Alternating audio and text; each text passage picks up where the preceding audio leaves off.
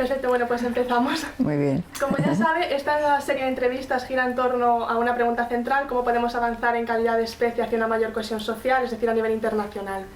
Para responderla en esta ocasión, en el ámbito de la filosofía y más concretamente de la ética, me gustaría profundizar en si es posible la existencia de valores internacionales y en su proceso de construcción. Entonces, la primera pregunta busca indagar en el concepto de sociedad, en todos los procesos de reflexión en torno a la moral y las actividades que se llevan a cabo posteriormente dependen de la visión que se tenga del mundo, de su punto de partida. Entonces, aunque sabemos que en él coexisten sociedades y culturas y que además cada individuo actúa en función de sus propios intereses, ¿dónde debemos poner el foco? ¿Debemos trabajar desde una perspectiva más ligada a los conceptos de sociedad y comunidad o a una visión más individualista, egoísta del hombre?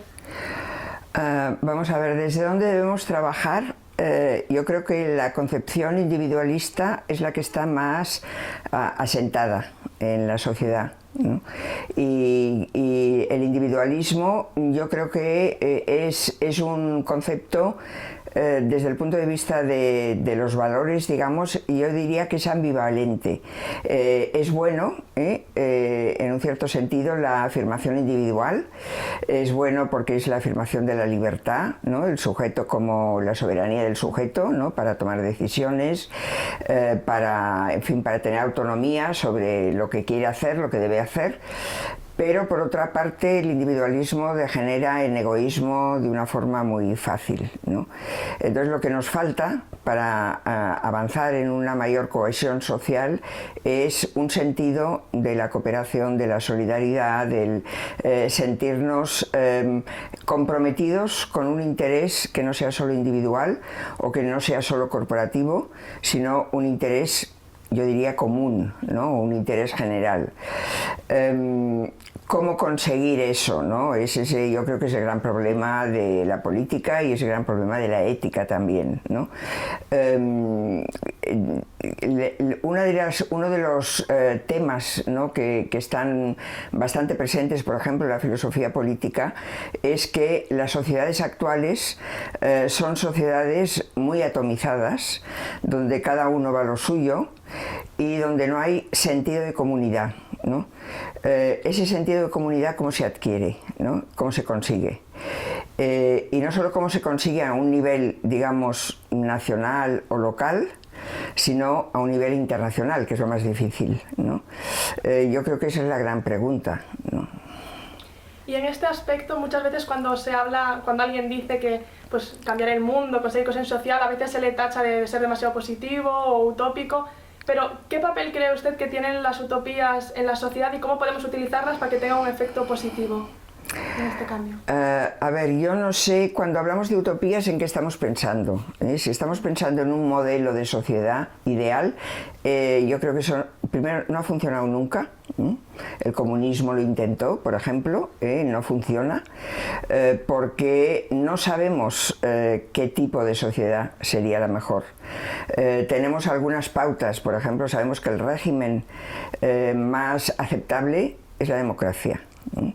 Pero la democracia tiene sus deficiencias. La democracia es lenta a la hora de conseguir consensos de decisiones que representen realmente un progreso para la sociedad.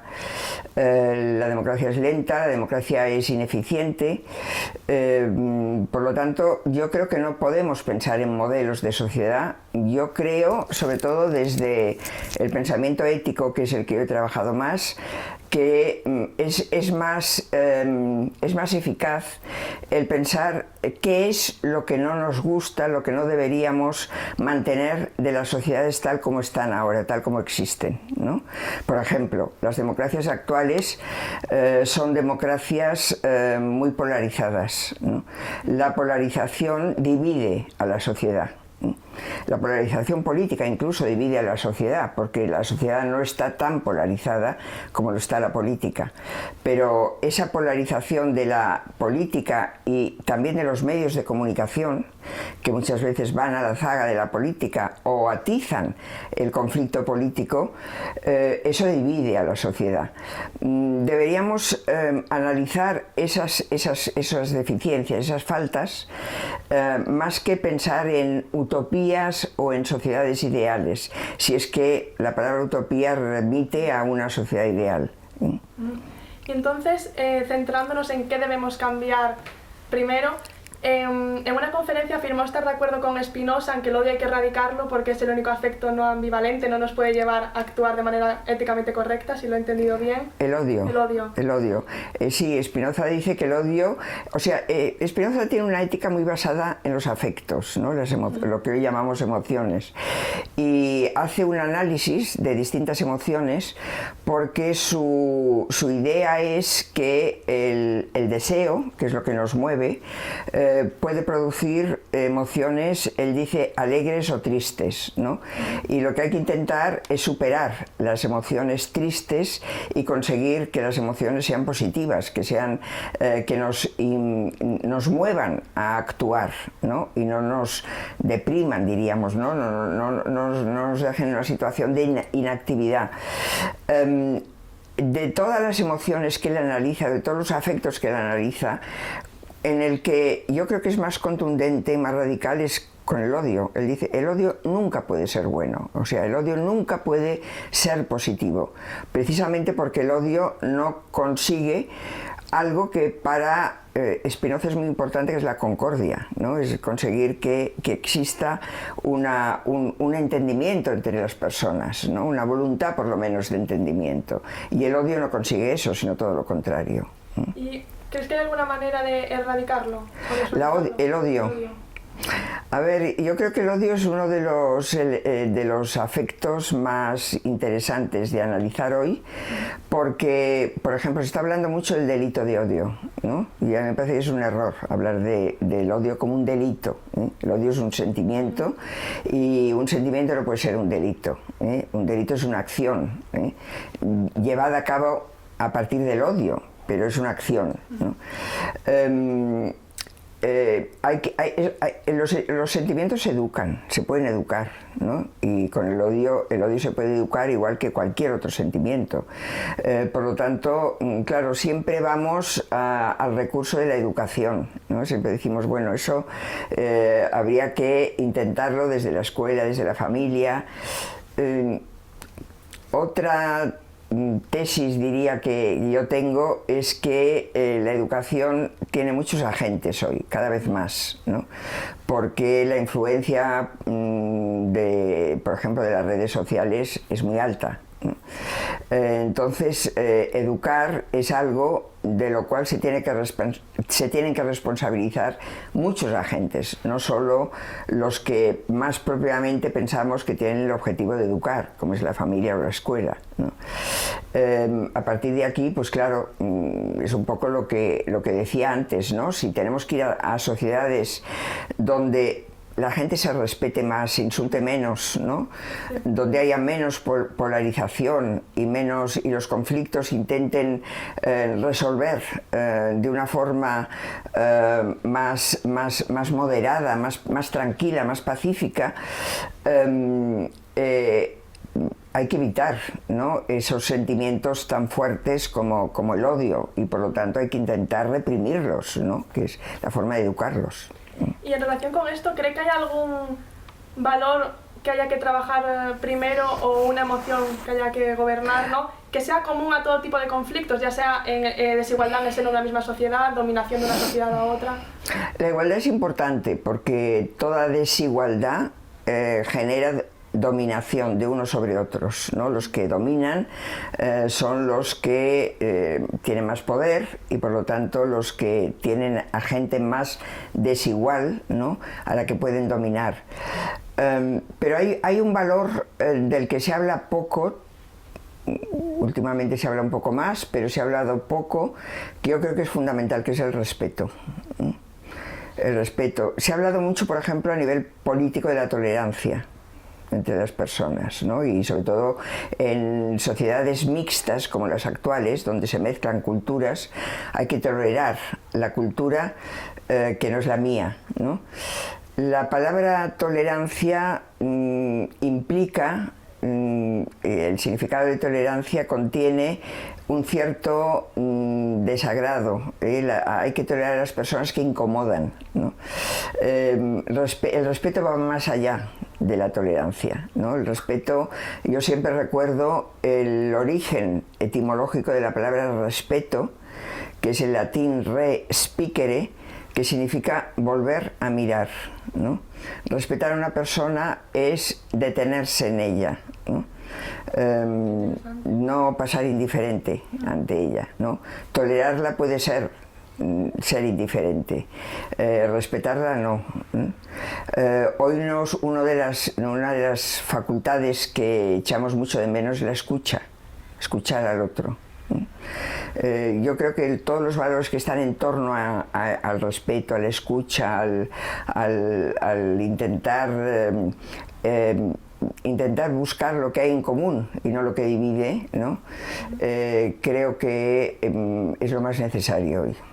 Y detrás de esa intolerancia o falta de respeto, ¿se esconde algún sentimiento en concreto, ya sea, no sé, superioridad moral del que está en el poder, o simplemente es una cuestión, no sé, de recursos o de falta de empatía? ¿Hay algo que crea que es pues, superioridad moral seguramente, ¿no? Porque superioridad moral no solo del individuo, sino de la cultura en la que se inscribe el individuo. La superioridad moral, se ha hablado mucho, por ejemplo, de la superioridad moral de Occidente, ¿no? O de la superioridad moral de la izquierda incluso, ¿no? Con respecto a la derecha, ¿no? Del pensar yo tengo la razón y el otro no, ¿no? No sé, no se aclara, no lo entiende, no lo ve bien, no lo ve como deberíamos verlo, ¿no? Yo tengo un libro que se titula Elogio de la duda. A mí me parece muy importante dudar de uno mismo, ¿no? Que es muy importante porque la duda implica el pensar, el reflexionar, el no dar por bueno todo lo que uno cree de entrada, o todo lo que le dicen que debe creer, porque hoy tenemos también una especie de dominio de lo políticamente correcto, ¿no? Hay una imposición de una forma de pensar que se supone que es la forma correcta de entender, por ejemplo, el feminismo, ¿no? El feminismo está muy dividido por eso, ¿no? Porque hay varias familias y hay familias que se intentan imponer su manera de entender cómo debe ser la emancipación de la mujer. Yo creo que la duda es importante, es una actitud.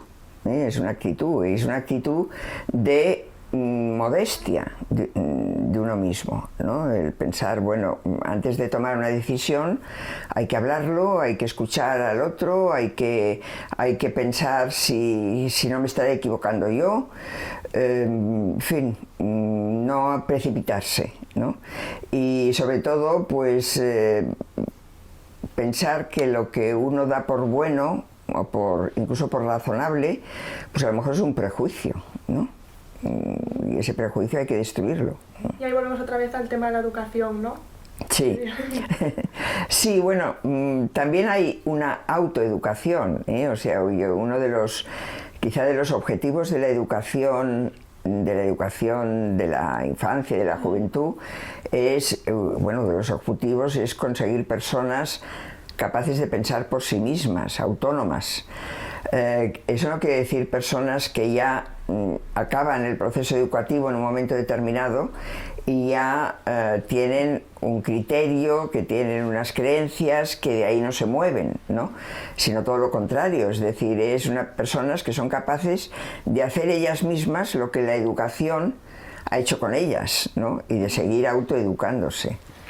Y respecto a esto, claro, dedicarse al pensamiento, a la educación, a aprender y a trabajar para mejorar la situación del otro, ¿no? Lleva tiempo y requiere de recursos. Entonces, visto así, parece que no se le puede exigir a una parte de la población que se consagre a ello, ¿no? Pero a la vez, para de verdad provocar un cambio, necesitamos a ese sector mayoritario de la población. Entonces, ¿cómo podemos hacer? ¿Por qué no se le puede exigir a la...? Digo que he visto como que requiere muchos recursos si alguien no tiene el tiempo suficiente para dedicarse a ello, ¿no? A ver, el pensar debería ser una actividad de todo el mundo, no de algunos solo.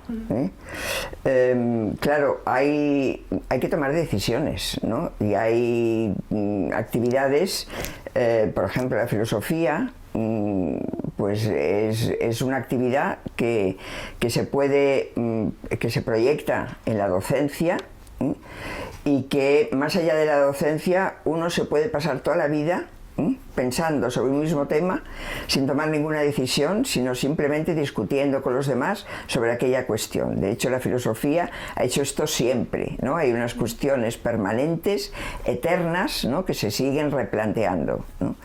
Claro, eso la política no lo puede hacer, ¿no? La política no es un seminario, ¿no? El Parlamento no es un seminario de discusión, sino que el Parlamento tiene que legislar, y para legislar hay que tomar decisiones.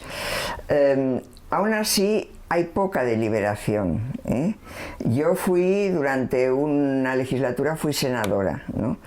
A mí una de las cosas que más me chocó y me desconcertó, incluso de la política del Parlamento, es que la dificultad de hablar de un tema, ¿no?, de discutir un tema, ¿eh? Porque la discusión era entre consignas de unos y otros, ¿no?, de un partido y de otro, ¿no? Y las consignas llevan a, bueno, eso se ve cada día en el Parlamento, ¿no? Cuando habla un representante del PSOE o del PP o de Junts o de Esquerra o de quien sea, lo que hace sobre todo es descalificar al otro. No hace propuestas propias, o hace pocas, ¿no? Y no se delibera sobre una propuesta, sino que se descalifica. Cuando ustedes estaban en el gobierno no hicieron lo que están diciendo ahora que habría que hacer, ¿no? Pero se deja de discutir eso que habría que hacer, que dicen que habría que hacer, ¿no? Entonces, no es una forma de introducir el pensamiento, incluso en aquellas actividades que han de acabar en una toma de decisión, ¿no? Y en cualquier caso, deberíamos actuar con más lentitud, ¿eh? No habría que ir tan deprisa, no habría que precipitarse tanto, ¿no? Porque la mayoría de los problemas que tenemos son problemas que requieren soluciones, los más graves, a muy largo plazo. Y esa decisión a cortoplacista, ¿no?, no es buena nunca, ¿no? Improvisar no es bueno para tomar buenas decisiones. ¿Y crees que la situación actual de la política así tan crispada, de poca reflexión, acaba perjudicando también a la propia actitud de los ciudadanos? Sí, porque, bueno, primero, sí, porque hay un desafecto hacia la política, precisamente por la crispación, ¿no? No solo porque las noticias siempre son malas noticias, que también, sino porque la política crispada es verdad que mueve más a la gente, ¿no? Es decir, el político que, en fin, sí, hay una especie de morbo, ¿no?, en ese conflicto de insulto y de descalificación continua, que parece que mueve más, pero también cansa, ¿no? Y no digo que contagie, porque yo creo que en la vida cotidiana no estamos tan crispados, ¿no?, pero produce tiene una consecuencia, que es el desafecto hacia lo que es común, hacia lo que es público, hacia lo que deberíamos resolver entre todos, que no es bueno. ¿Y cómo podemos aumentar esos espacios de reflexión a nivel de manera cotidiana? O incluso en los institutos, que hay poca filosofía actualmente. Sí, bueno, yo no soy partidaria de resolver las cosas añadiendo asignaturas, o poniendo más horas a las asignaturas. Es decir, creo que es bueno que haya asignaturas humanísticas que son las que invitan al sujeto a reflexionar, ¿no? Y que, en fin, que le fomentan otras actitudes, pero sí, ¿cómo fomentar espacios de reflexión? No lo sé, se han intentado muchas cosas, ¿no? Se han intentado cosas y no acaban de funcionar, ¿no? Tenemos que ser nosotros que sintamos la necesidad, ¿no?, de detenernos y pensar y no precipitarnos. No sabría contestar esa pregunta, ¿no?, porque yo creo que haciendo grupos de reflexión, y eso no es la forma, ¿no? Y quería retomar lo que había comentado de lo políticamente correcto, pero claro, por una parte hay que romper un poco esa barrera para generar la duda, pero por otra también lo políticamente correcto nos lleva a no cometer no tener ciertas actitudes. Y eso es bueno. No sé, es mi pregunta, claro. No, porque positivo, lo que está ocurriendo ahora, que donde la inercia de lo políticamente correcto es poderosa, es fuerte, es lo que se llama la cultura de la cancelación. O sea, se elimina a las personas que no piensan lo que se debe pensar, ¿no? Eso es lo malo de lo políticamente correcto, ¿no? Es decir, el encarnar una cierta autoridad para decidir cómo hay que entender determinadas cosas, ¿no? Cómo hay que entender quién tiene la razón y quién no la tiene, ¿no? Cuando cada vez todo es más confuso, ¿eh? Porque, bueno, la sociedad es muy compleja, ¿no? Y las sociedades no son homogéneas hoy, ¿eh? Hace siglos, todo el mundo era religioso, todo el mundo tenía las mismas costumbres, se reconocían ciertas costumbres como buenas y otras cosas se rechazaban como malas socialmente, ¿no? Hoy todo está muy mezclado, ¿no? Y además hay algo que es un progreso. Es decir, se han eliminado muchas prohibiciones que antes eran prohibiciones sociales y hoy han dejado de serlo, ¿no? Y el individuo es mucho más libre de hacer lo que quiera, ¿no? Y de actuar como quiera. Entonces, claro, esa libertad debería ir acompañada de una responsabilidad individual. Y esa responsabilidad individual es la que no se desarrolla, no existe, ¿no? Y en cuanto a la homogeneización, claro, si queremos plantear la construcción de valores internacionales, que bueno, ya se está intentando hacer desde hace tiempo, claro, es una homogeneización en cuanto a valores, en este caso sería positivo, ¿no? Pero supongo que también, dada la heterogeneidad cultural, que veo, o sea, que haya muchas culturas diferentes y dentro de una misma sociedad también, lo cual me parece positivo, al construir estos valores, ¿estaríamos homogeneizando culturalmente, no? No, bueno, depende de lo que entendamos por valores y qué tipo de valores, ¿no? Si pensamos en valores éticos, los valores éticos están de alguna forma proyectados en los derechos humanos. Y los derechos humanos se articulan en torno a dos grandes valores, que son la libertad individual, las libertades individuales, y la igualdad. Esos dos grandes valores tienen que ser universales. No podemos decir, ¿no?, que hay culturas que, porque son como son, y tienen la tradición que tienen, pues, por ejemplo, ciertas desigualdades tienen que aceptarlas, ¿no? Y eso es bueno para ellas. Por ejemplo, la dominación de la mujer, para hablar de una desigualdad muy obvia, ¿no? Entonces, ese progreso hacia una comprensión cada vez más amplia de qué significa ser libre, ¿no? Y qué significa querer sociedades más iguales o más equitativas, eso tiene que ser universal. Es un prejuicio, creo yo, el decir, no, es que eso como ha nacido de una determinada cultura no se puede imponer a todas las culturas. No, eso es un prejuicio, no es verdad, ¿no? Si ha ido evolucionando de forma que cada vez son más las sociedades que, si son democráticas, reconocen que su Estado tiene que ser un Estado de derecho y tiene que reconocer unos derechos fundamentales. Y ahí no hay alternativa, ¿no? Eso tiene que ser así. Y ahora cambio un poco de tema, pero hay otra cosa que me interesa mucho, que es que en un libro de José Antonio Marina, La inteligencia fracasada, viene a decir que la cumbre de la inteligencia es la bondad. ¿Qué opinas? Bueno, no sé, tendría que ver cómo lo desarrolla y cómo lo explica, ¿no? Si la frase fuese mía, sí. Y no la ponemos en boca de José de Marina, ¿cree que sería así?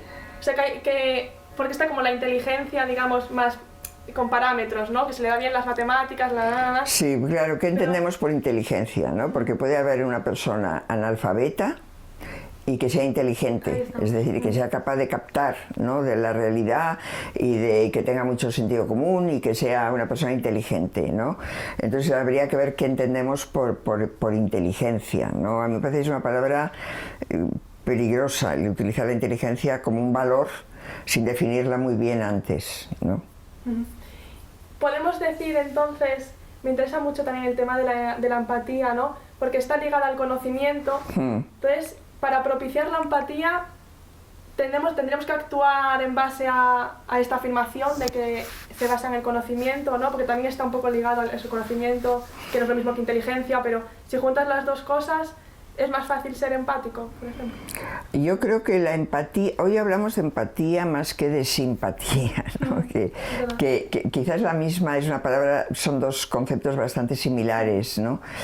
Hay filósofos que han puesto, por ejemplo Hume, la simpatía como el origen de la ética, ¿no? La simpatía es ese sentir lo mismo que el otro, ¿no? Tanto si sufre como si está alegre, ¿no? ¿Qué ocurre desde la perspectiva de Hume? Que aunque el ser humano, digamos que por naturaleza es simpático, tiende a sentir el dolor del otro, eso no lo reparte bien. No lo reparte bien porque lo reparte, es decir, lo que tiene más cercano, los seres más cercanos son con los que es más simpático, pero los más lejanos le importan menos, ¿no? Y por eso tiene que haber una justicia, ¿no? Tiene que haber un Estado que imponga un reparto equitativo, digamos, de la simpatía, ¿no? Esa explicación a mí me convence bastante, ¿no? Es decir, no es que no tengamos empatía o simpatía, es que la repartimos mal. ¿Y se puede trabajar ese reparto? Sí, claro que se puede trabajar, claro que se puede trabajar. ¿En base a qué podríamos trabajar? Bueno, a ver, se puede trabajar en teoría, pero todos los valores éticos, eso lo explicó muy bien Aristóteles, se aprenden en la práctica, se aprenden con el ejemplo. Se aprenden imitando conductas de otros, ¿no? De otros a los que respeto, a los que admiro, los padres, los maestros, que tienen una autoridad sobre mí. Y esa es la forma, ¿no? Entonces es muy importante la práctica, ¿no? ¿Cómo fomentar la simpatía? Pues si tú tienes a un niño, lo tienes en un ambiente muy cerrado, ¿no? Donde solo está con los más allegados por familia y con la gente que es igual, tiene un estatus social similar y no ve más allá, ni haces que choque con un mundo, ¿no?, que es muy desigual, no tendrá sensibilidad hacia esa desigualdad, ¿no? Y yo creo que esa mezcla debería ser más fácil y más real. En la educación no se consigue. O sea, uno de los defectos, por ejemplo, del fracaso escolar que viene dado por el informe PISA, ¿no? Todo el mundo ha estado de acuerdo, es la desigualdad. Es decir, los niños que proceden de familias con un estatus cultural, social, económico más bajo, fracasan más. ¿Por qué fracasan más? Porque tienen menos medios. ¿Cómo conseguir que eso no se produzca? Bueno, pues que la misma sociedad divide en barrios a la gente, ¿no? Y aunque tú quieras establecer un sistema educativo universal, la división social hace que los niños vayan a su barrio, ¿no? Y se eduquen allí, y se eduquen con los suyos, pero los suyos son iguales a ellos, ¿no? Y eso no fomenta la simpatía. Eso es muy interesante en cuanto a los niños, pero luego también en temas como actuales, ¿no? La inmigración, sí, igual, o incluso la porofobia. Es lo mismo. Claro, ¿no? Sí. A veces cuando ves semejante injusticia te dan ganas de coger a esa persona, a la que no la respeta, y ponerla en la situación del otro, pero claro, no podemos hacer eso con todo el mundo. No es que no lo podamos hacer, es que, claro, eso hacerlo, claro. Pero... No, además, claro, hay ciertos problemas que por eso hace falta estados sociales, ¿no? Porque las injusticias no las resolvemos los individuos hacemos caridad, pero no resolvemos las injusticias. Las injusticias solo las puede paliar el Estado, y si puede ser todos los estados en cooperación, mucho mejor. Claro, pero al final a los gobernantes los elegimos nosotros, ¿no? Entonces, sí, si pero ellos hacen, bueno, pero entre un abanico de posibilidades que se parece demasiado unos a otros, ¿no? Y que delante de determinados intereses que son muy poderosos, hacen imposible tomar medidas que serían beneficiosas, por ejemplo, para los inmigrantes, porque los otros intereses les fuerzan a no tomarlas, ¿no? Entonces, pero por eso necesitamos la política, ¿no? Si no, no haría ninguna falta. Ya se nos escapa de las manos de la filosofía, ya necesitamos la... Bueno, la filosofía la piensa, la puede pensar, ¿no? Y la puede analizar, quizá más en profundidad, pero quien tiene que tomar las decisiones y tiene que legislar y tiene que regular cómo se hacen las cosas es la política. O sea, sería que, aunque, claro, esta simpatía de la que hablamos habría que inculcarse a los políticos, pero bueno, los políticos han sido educados antes de ser políticos. Seguramente a nivel individual la tienen, pero claro, cuando tienen que tomar decisiones colectivas y se encuentran con presiones que les impiden hacer lo que quizá piensan que se debería hacer, se dan cuenta de que no pueden, ¿no? Y por eso hay que tomar las decisiones, las toman, cuando las toman bien, las toman a medias, no las toman bien del todo nunca, ¿no? Es la única manera de ir progresando. Muy poco a poco, ¿no? También la ciudadanía tiene que ser más exigente, que no lo es. Tanto votando, intentando votar mejor, quizá, o votar más en el sentido en que cree que debe ir la sociedad, como, bueno, organizándose. La sociedad se puede organizar para conseguir determinadas cosas, ¿no? Y por último, quería ver qué opina usted de si la cultura es una herramienta de transformación social y hasta qué punto. O sea, ¿cuáles son sus la cultura, entendemos la alta cultura, ¿no? O sea, la cultura... La música, el cine, la música, literatura, esto. Sí, las bellas artes, ¿no? A ver, yo creo que una sociedad más culta es casi por definición una sociedad más reflexiva y por lo tanto tiene más números para hacer las cosas mejor. No es una garantía que la gente culta actúe mejor. Los nazis, algunos eran muy cultos y en cambio hacían barbaridades, ¿no? Por lo tanto, no es una garantía, pero yo creo que una sociedad más culta es una sociedad más civilizada, menos bárbara, en principio, y por lo tanto es positivo, ¿no? Extender la cultura. Pero es también, más allá de pensar en que haya un mayor porcentaje culto en la sociedad, también me refiero a si es un buen canal para transmitir este tipo de mensajes de los que estamos hablando. Si de verdad tiene un impacto fuerte. Yo creo que sí, ¿no? Yo creo, por ejemplo, el cine, ¿no? Yo creo que el cine hoy transmite, o sea, pero claro, ¿qué consigue el cine? Películas, por ejemplo, antibelicistas, hay un montón. Un montón. Y sin embargo las guerras no se acaban, ¿no? Ahora, claro, eso hace que la gente tome conciencia, sin duda, ¿no? Y ayuda pues a que, aunque las guerras no se acaben, por lo menos pues no son tan violentas como antes, ¿no? O son de una manera, no sé cómo decirlo, porque yo creo que las guerras siempre son atroces, pero sin duda lo único que puede hacer reflexionar es el tomar esa distancia, ¿no?